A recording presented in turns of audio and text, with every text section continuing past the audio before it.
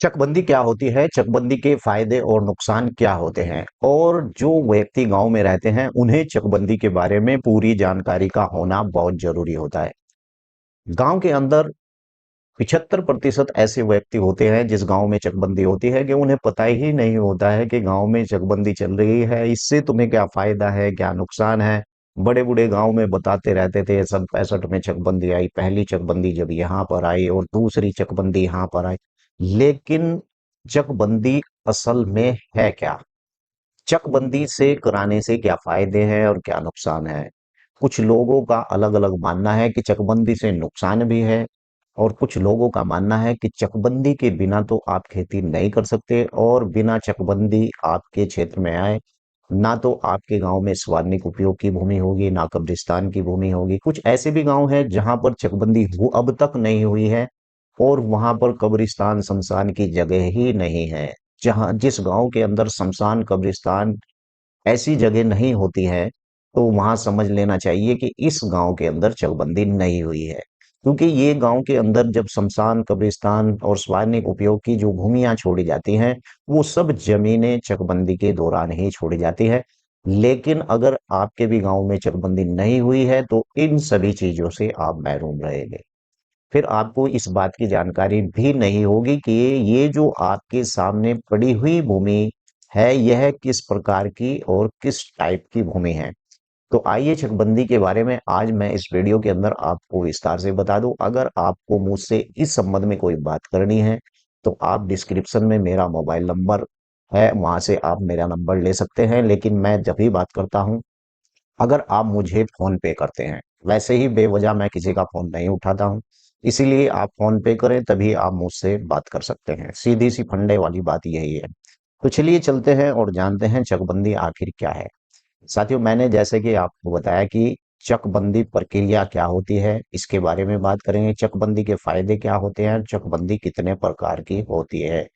आज इस वीडियो के अंदर मैं विस्तार से बताऊंगा कि चकबंदी के क्या फायदे होते हैं, चकबंदी से क्या नुकसान होते हैं, और चकबंदी आपके क्षेत्र में होना क्यों जरूरी है। वीडियो पर बने रहिए और चैनल को सब्सक्राइब, और हाँ यार, वीडियो को लाइक जरूर कर देना अगर आप यहाँ तक पहुंच गए हैं। तो चलिए बात करते हैं। चकबंदी एक कानूनी प्रशासनिक प्रक्रिया है जिसके तहत किसी गांव या क्षेत्र में या किसानों के बिखरे हुए खेत, छोटे छोटे खेत एक जगह इकट्ठा कर बड़ा खेत बन जाता है और इसे प्लॉट भी बनाया जाता है। इस प्रक्रिया के द्वारा, यानी इस जो है चकबंदी के द्वारा ही ये सब काम किया जाता है ताकि कृषि कार्य में अधिक कुशल और उत्पादन बनाया जा सके। भाई ऐसा है, अगर आपके यहाँ पर चकबंदी नहीं हुई है तो आपकी जो भूमि है वो छोटे छोटे इलाकों में होती है। एक भूमि आपकी पूर्व में, एक पश्चिम में, एक उत्तर में, एक दक्षिण में, और पता चला कि वहां भी भूमि आपकी कम है, इधर भी भूमि आपकी कम है, पीछे भी आपकी भूमि कम है। लेकिन उस भूमि के ऊपर जाने के लिए आपके रास्ता ही नहीं है। या यूं कहे कि अगर आपकी इतनी दूर चारों तरफ बिखरी हुई भूमि है तो वहां पर ट्रैक्टर या कोई ऐसा इम्प्लीमेंट घुमाने के लिए, यानी जुताई करने के लिए वहां सक्षम ही नहीं। यार वहां पहली बात तो रास्ता ही नहीं है, ट्रैक्टर जाएगा कहाँ? तो ऐसी भूमियों को चकबंदी के दौरान यानी एक जगह संगठित किया जाता है, और फिर जब वो बड़ी भूमि बन जाती है आपकी, तो उसमें इम्प्लीमेंट्स घुमाना भी आसान हो जाता है, ट्रैक्टर चलाना भी आसान होता हो जाता है। आपके खेत के अंदर यानी कि सिंचाई से संबंधित जो है वहां पर पानी का निकास भी चकबंदी के दौरान एक वो छोड़ी जाती है, छोटी नाली बोली जाती है जिसे सिंचाई की जाती है, जिसके माध्यम से।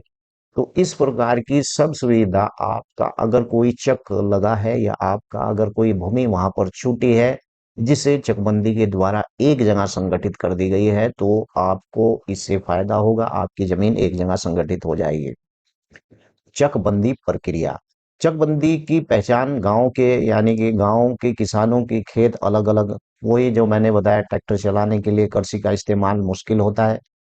कानूनी प्रक्रिया। सरकार चकबंदी के लिए एक अधिकारी नियुक्त करती है। जब चकबंदी आपकी होती है, यह अधिकारी सभी किसानों की जमीन की माप मूल्यांकन करता है।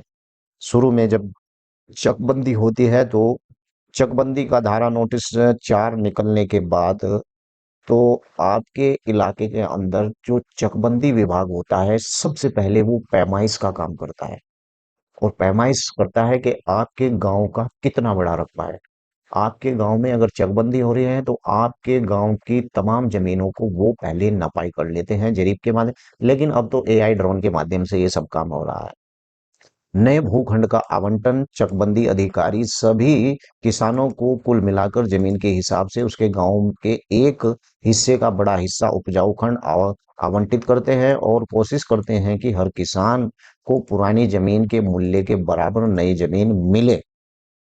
और साथ ही नया नक्शा रिकॉर्ड, यानी कि एक बार नया भूखंड आवंटित हो जाता है तो जमीन का नया नक्शा राजस्व रिकॉर्ड लैंड रिकॉर्ड बन जाता है, जिससे कि किसान नई जमीन पर पूरा विवरण होता है। कहने का मतलब यह है कि जब आपकी चकबंदी हो जाती है तो सबसे बड़ा एक भूभाग बन जाता है और उन्हीं जमीनों को लिया जाता है। उसके अंदर जो जमीनें फसल उगाती हैं और जो भूमि बेकार होती है उन्हें गांव के आसपास लाकर छोड़ दिया जाता है, ताकि उसका उपयोग गांव के लोग किसी भी, जैसे चरागाह की भूमि हुई, कब्रिस्तान हुआ, शमशान हुआ, जैसे खाद के गड्ढे हुए, जैसे तालाब की भूमि हुई, जैसे इस प्रकार की जितनी भी भूमि है वो सब जो किसानों से भूमि बंजर हो जाती है उस भूमि को लाकर, जैसे चरागाह की वो उसे लाकर गांव के आसपास छोड़ देते हैं।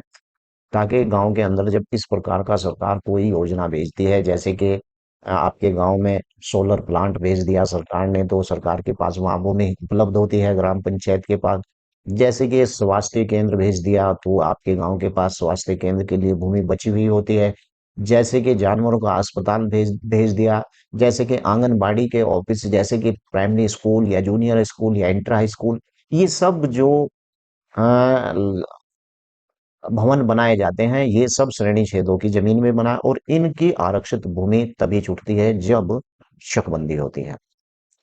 चकबंदी के फायदे क्या है? कुशल कृषि, यानी छोटे खेतों की बहुत बड़ा, यानी एक बड़ा खेत बन जाता है और ट्रैक्टर और अन्य मशीन घुमाने में यानी उसे आसान हो जाता है। इसका फायदा होता है, लागत कम होती है और बचत ज्यादा होती है।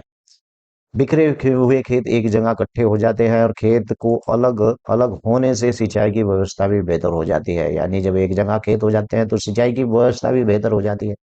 उत्पादन में वृद्धि, कृषि और यानी उपस्थित फसल में उत्पादन होता है। भाई पहले बहुत दूर को घूम कर जाना पड़ रहा था, अब नजदीक को जाना पड़ रहा है। अब आप अपने खेत पर ही खड़े हैं तो वहां पर आप देखभाल ज्यादा करेंगे तो फसल का उत्पादन ऑटोमेटिक ही बढ़ेगा। कानूनी विवाद के पछड़े खत्म हो जाएंगे और इससे नए स्पष्ट भूखंड बन जाएंगे। आपका बाप दादा से झगड़ा था, भाई भाई से झगड़ा था, बंटवारे को लेकर झगड़ा था, ये सब विवाद चकबंदी के दौरान सब समाप्त हो जाते हैं।